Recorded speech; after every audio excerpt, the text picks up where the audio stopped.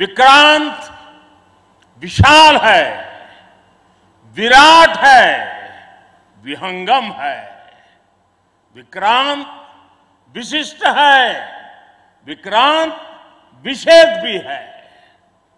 विक्रांत केवल एक युद्धपोत नहीं है, ये 21वीं सदी के भारत के परिश्रम, प्रतिभा, प्रभाव और प्रतिबद्धता का प्रमाण है।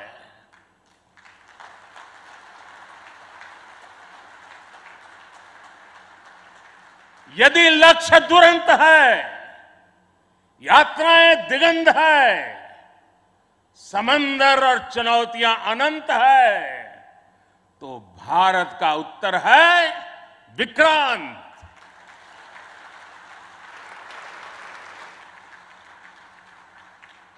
आजादी के अमृत महोत्सव का अतुलनीय अमृत है विक्रांत।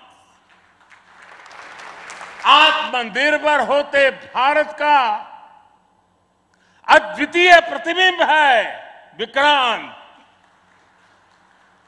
ये हर भारतीय के लिए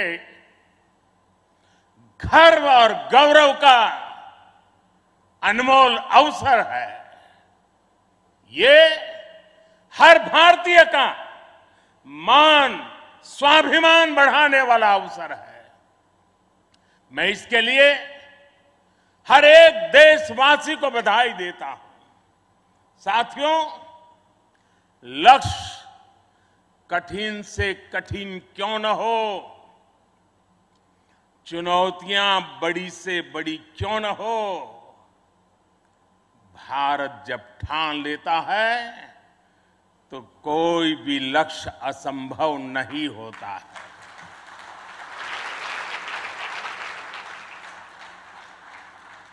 आज भारत विश्व के उन देशों में शामिल हो गया है जो स्वदेशी तकनीक से इतने विशाल एयरक्राफ्ट कैरियर का निर्माण करता है। आज आईएनएस विक्रांत ने देश को एक नए विश्वास से भर दिया है। देश में एक नया भरोसा पैदा कर दिया है। आज विक्रांत को देखकर समंदर की ये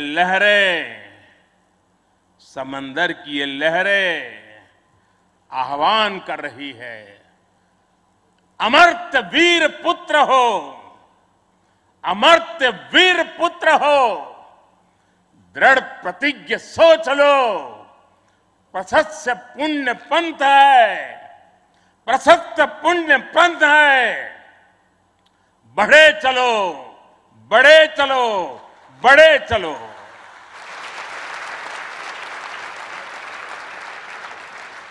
साथियों, इस ऐतिहासिक अवसर पर मैं भारतीय नौसेना का कोचिन शिपयार्ड के सभी इंजीनियर्स, वैज्ञानिकों और मेरे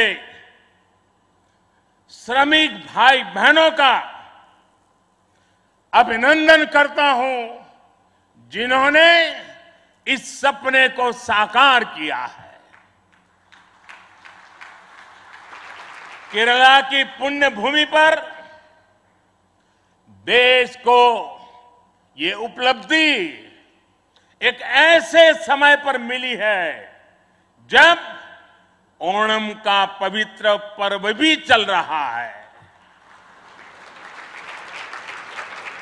मैं सभी देशवासियों को इस अवसर पर ओणम की हार्दिक शुभकामनाएं भी देता हूं।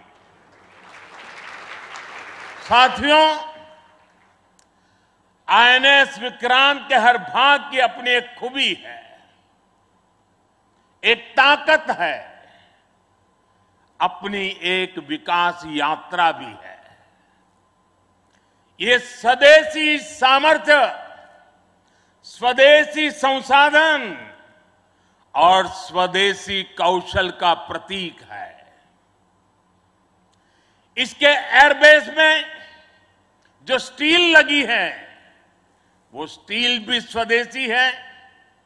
ये स्टील डीआरडीओ के वैज्ञानिकों ने विकसित किया, भारत की कंपनियों ने प्रोड्यूस किया। एक युद्धपोत से भी ज्यादा एक तैरता हुआ एयरफील्ड है, एक तैरता हुआ शहर है। इसमें जितनी बिजली पैदा होती है उससे 5000 घरों को रोशन किया जा सकता है। इसका फ्लाइट डेक भी 2 फुटबॉल ग्राउंड के बराबर है। विक्रांत में जितने केबल्स और वायर्स इस्तेमाल हुए हैं वो कोची से शुरू हो तो काशी तक पहुंच सकते हैं।